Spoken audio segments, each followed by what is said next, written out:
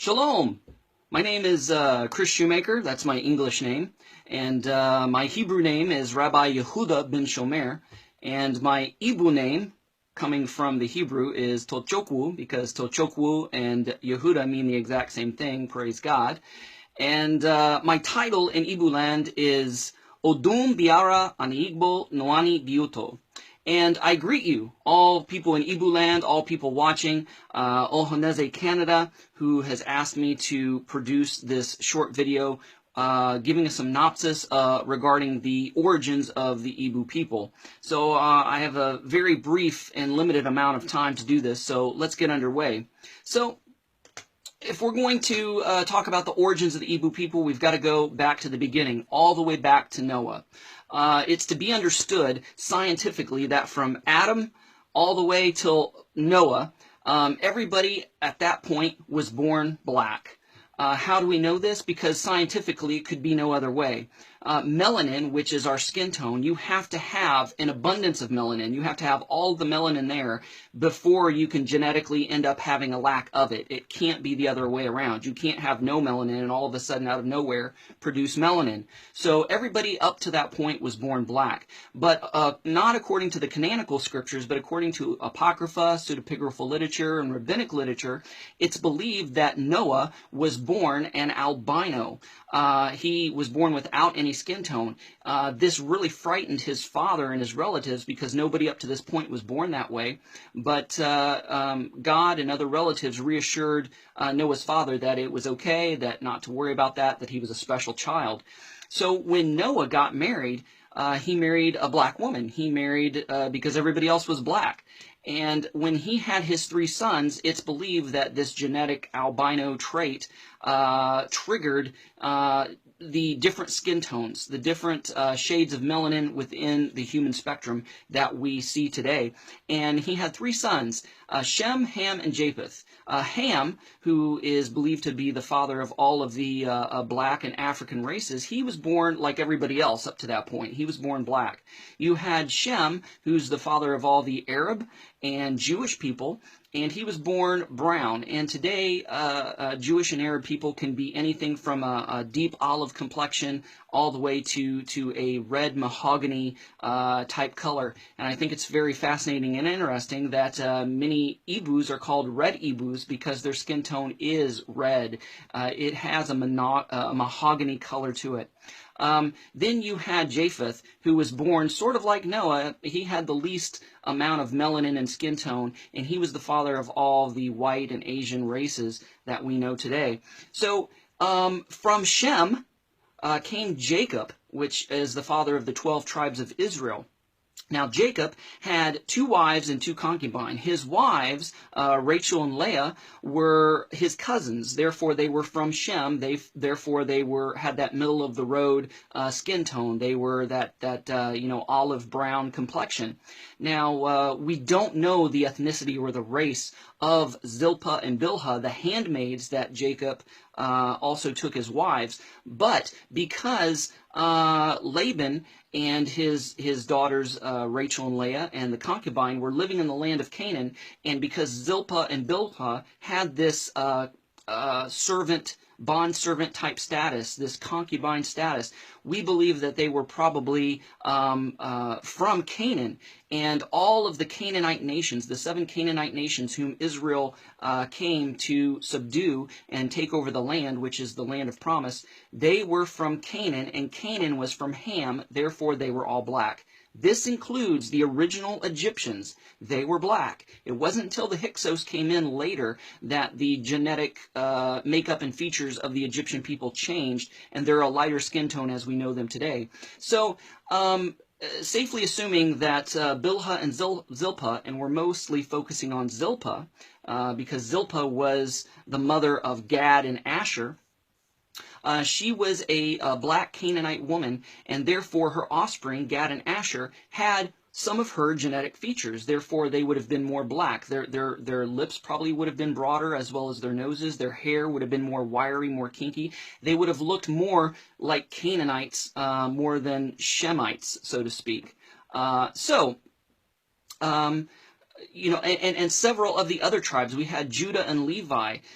They also married Canaanite women, and so therefore a lot of people from the tribe of Judah and Levi are also black. We know that the Limba tribe in Africa has been traced genetically back to the tribe of Levi. We know that there are a lot of black Jews as well because the genetics show up even though they're a dark skin tone. So we know that Judah married a Canaanite woman and had some of his sons were black as well. So moving on, Gad in turn had 7 sons, and we're interested in 4 out of the 7, which is Eri, Areli, and Arodi, and possibly Esbon, because Esbon is a common name among the Igbo people. So it is believed that the Igbo people spring from Gad's sons, Eri, Areli, Arodi, and possibly Esbon. And we know that one of the kingdoms, the king in Obu Gad, house of Gad, and Aguleri, Eri, his last name is Eri. He can trace his lineage directly from Gad's son Eri, and that's why Eri is still a part of his last name. So it's believed that the Igbo people, and Igbo is also believed to be a corruption of the word Hebrew. Hebrew, Igbo. See how similar they sound? And the second law of thermodynamics, which means everything degrades, would lend to this vocabulary instance. Just as, for instance, in English, we'll say, hey, what is up? What is up comes to what's up. What's up eventually becomes what's up. You see how it shortens over time? So it's the same with the word Hebrew.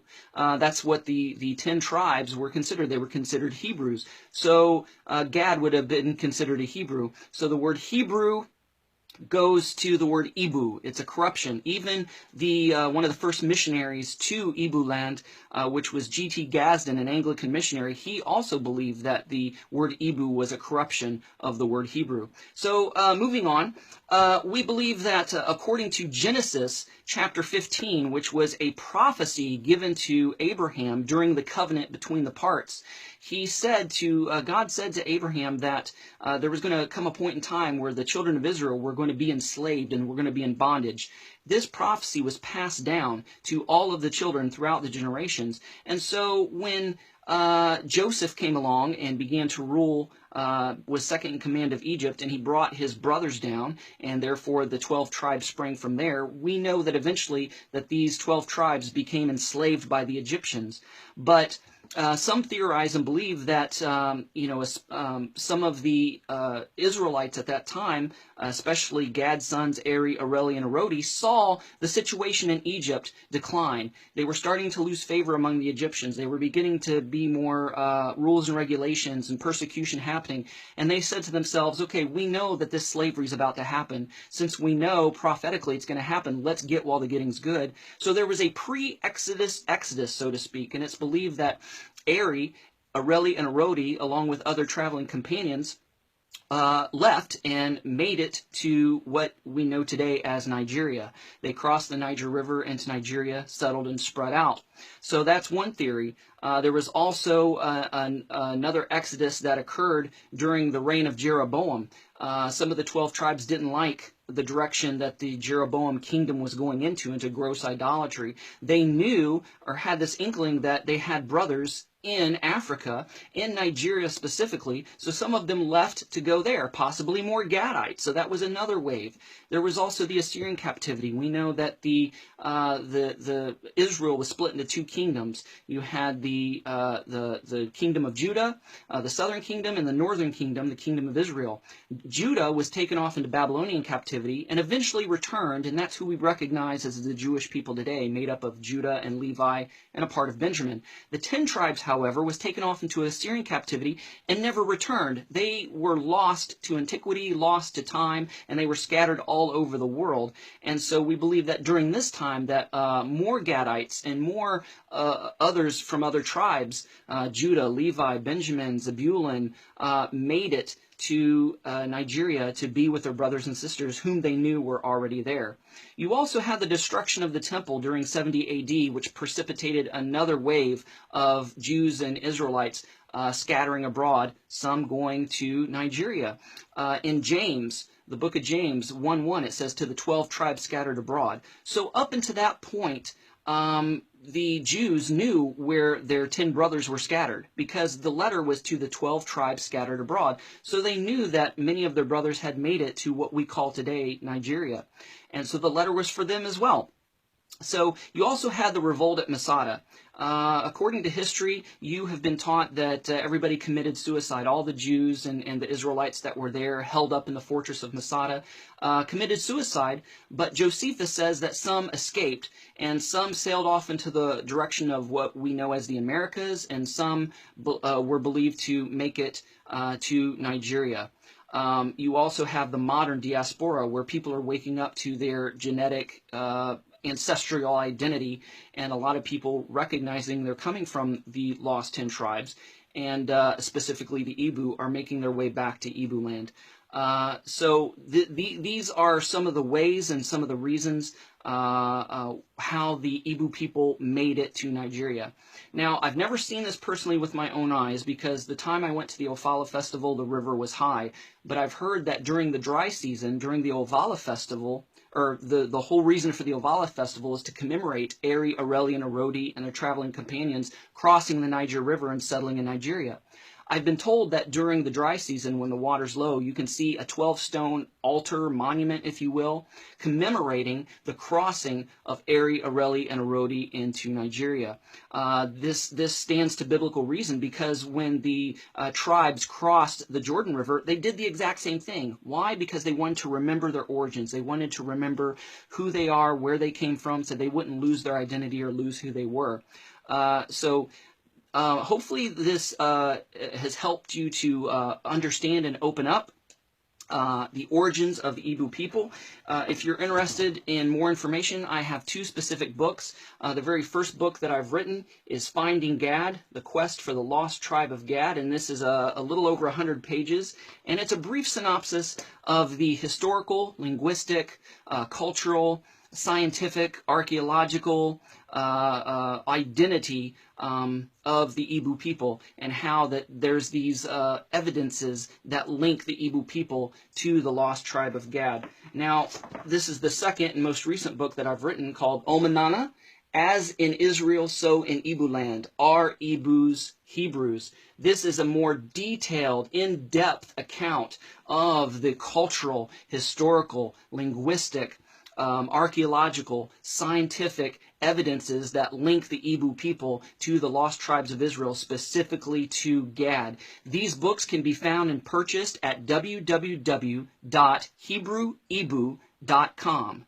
www.hebrewigbo.com. You can go to this website and research all the evidences and watch the various videos I have regarding the connection of the Igbo people to Gadites and to Israel. And you can also purchase these books that I've just shown you there on the website. Thank you for this opportunity and for this privilege to speak to you about the origins of the Igbo people. Thank you so much for watching. Shalom.